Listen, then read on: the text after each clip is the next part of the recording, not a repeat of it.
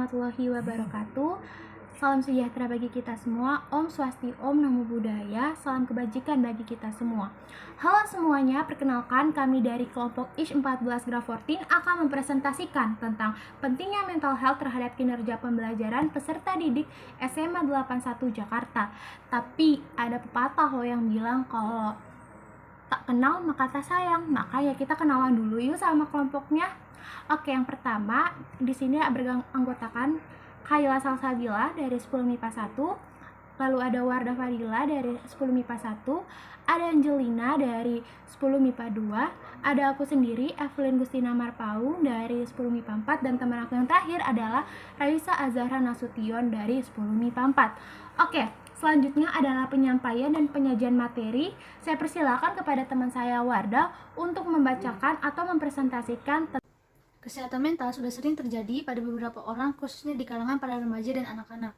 Banyak faktor yang memicu kesehatan mental seseorang menjadi terganggu sehingga sulit untuk menjalani kehidupan sehari-hari. Menurut WHO, kesehatan mental merupakan kondisi dan kesejahteraan yang disadari individu, yang di dalamnya terdapat kemampuan-kemampuan untuk mengelola stres, kehidupan yang wajar, untuk bekerja secara produktif dan menghasilkan secara berperan di komunitasnya. Dari sejumlah peserta didik, kesehatan mental yang sering terjadi adalah stres karena sulit memahami materi pembelajaran dan kelelahan saat belajar dan terlalu mengurus banyak waktu. Bimbingan dan pengawasan dari orang tua saja tidak cukup untuk mengatasi hal tersebut. Perlunya, pola pikir yang baik serta menjalani kehidupan dengan teratur harus dilakukan. Angka kasus kelainan kesehatan mental di tanah air cukup tinggi disebabkan masyarakat yang lebih memilih untuk diam dan melakukan penanganan sendiri. Terutama di zaman pandemi seperti sekarang, pemerintah memerintahkan masyarakat harus tetap berada di rumah agar mencegah penyebaran COVID-19, mulai dari kegiatan sekolah, kerja, dan aktivitas lainnya yang harus dilakukan di rumah. Berada di rumah terus-menerus akan membuat masyarakat merasa jenuh dan akhirnya kesehatan mental mereka terganggu. Ada 3 masalah utama mental health di tengah pandemi COVID-19, yaitu rasa cemas, depresi, dan trauma. Sudah banyak yang mengalami kasus tersebut di masa pandemi sekarang, dan kasus tersebut membuat kinerja seorang mengalami penurunan. Baik, selanjutnya adalah masalah penelitian. Masalah yang akan kami bahas di dalam penelitian kali ini adalah satu, apakah mental health penting bagi para pendidik SMAN 81 Jakarta, dan faktor apa saja yang dapat mempengaruhi mental health pada peserta didik SMAN 81 Jakarta. Dari penelitian ini, hasil dan tujuan yang diharapkan oleh peneliti adalah mengetahui kondisi kesehatan mental peserta didik SMA 81 Jakarta, mengetahui penyebab kesehatan mental peserta didik SMA 81 Jakarta, mengetahui bahwa kesehatan mental dapat berpengaruh kepada keseharian peserta didik SMA 81 Jakarta, dan mengetahui cara mengatasi masalah kesehatan mental peserta didik SMA 81 Jakarta. Selanjutnya adalah studi pendahuluan. Studi pendahuluan adalah studi yang dilakukan untuk memperoleh informasi tentang penelitian yang akan dilakukan. Dalam tahap ini, peneliti mengobservasi dan mengumpulkan data-data yang terkait dengan penerapan kinerja belajar masing-masing para siswa SMAN 81 Jakarta. Studi pendahuluan ini dilakukan karena kelayakan penelitian yang berkenan dengan prosedur penelitian dan hal lainnya yang masih belum jelas. Studi pendahuluan ini bisa saja mengubah arah penelitian yang disusun dalam proposal. Untuk melakukan studi pendahuluan ini diperlukan beberapa sampel. Kami melakukan 4-5 sampel untuk penelitian kami. Tujuan kami melakukan studi pendahuluan ini mengetahui dan mencoba menyelidiki kondisi pelajar di SMAN 81 Jakarta dan mencari tahu faktor apa saja yang mempengaruhi mental health.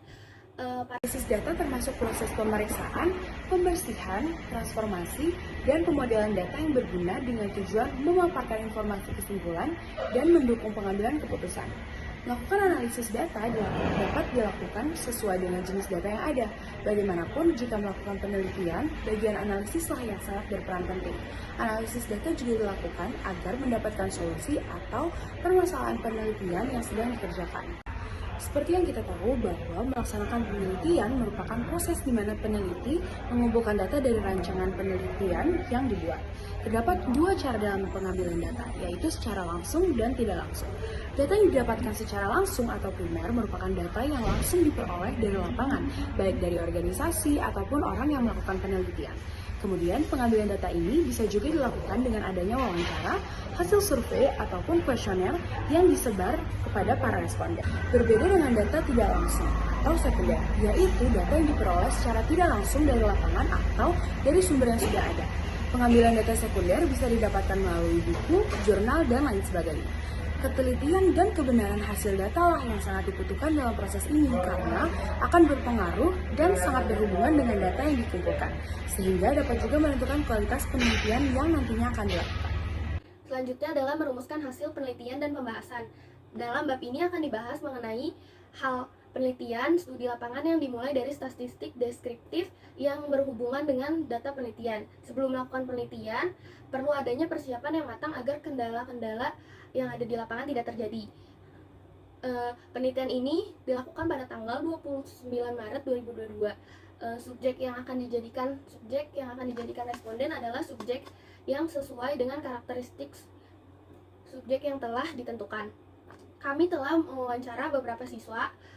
Saat ini banyak siswa yang merasa sulit dalam mengerjakan tugas-tugas yang diberikan karena mereka merasa tugas yang diberikan oleh guru mungkin terlalu banyak dan mungkin deadline-nya terlalu cepat. Maka dari itu, cukup banyak siswa yang belum mengerjakan tugas-tugas tersebut. Belum lagi para siswa yang mengikuti organisasi di ekstrakurikuler yang membuat jadwal mereka semakin padat. Selanjutnya adalah pengolahan analisis data. Pengertian pengolahan data adalah manipulasi data menjadi bentuk sebuah informatif. Informasi adalah hasil dari pemrosesan data atau bentuk tertentu yang lebih bermakna daripada suatu kegiatan atau peristiwa. Pengolahan data adalah proses mengatur urutan data, mengorganisasikannya ke dalam suatu pola, kategori, dan satuan. Uraian dasar seperti tahap 1, perumusan masalah, 2, tahap perancangan kuesioner, 3, tahap penyebaran kuesioner, 4, tahap pengumpulan data, 5, pengolahan data, analisis data, dan yang terakhir atau tahap ke-6 adalah penulisan laporan. Perkenalkan, nama saya Angelina Rosa dari kelas 10 MIPA 2. Kesimpulan penelitian. Kesimpulan dalam penelitian ini adalah bahwa kesehatan mental untuk para siswa itu sangat penting. Pengaruh atau gangguan yang dapat dijumpai juga sangat banyak yang bisa mengakibatkan kesehatan mental. Faktor sering kita jumpai berbagai macam kehidupan mulai yang halus hingga kasar. Pun dari sini juga bisa kita jadikan patokan kesiapan mental kita mampu atau tidak.